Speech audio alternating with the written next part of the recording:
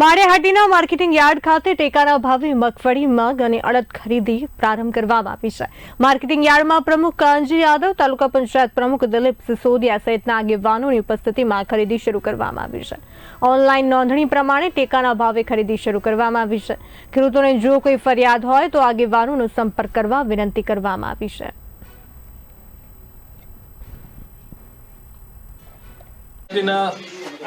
Centre खाते सरकार टेकाना भाव थी मगफड़ी, सोयाबीन, मग और अड़द एनी खरीदी सेंटर आज ओपनिंग करवामां आव्युं छे।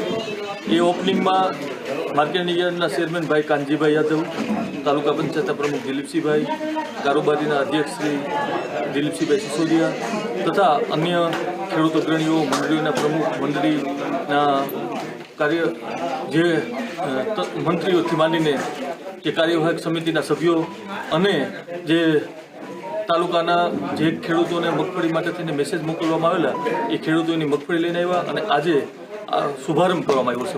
गवर्नमेंट गुजराते जे માંડવીની ખરીદીની શરૂઆત કરી કાલે મને મેસેજ મળ્યો હતો।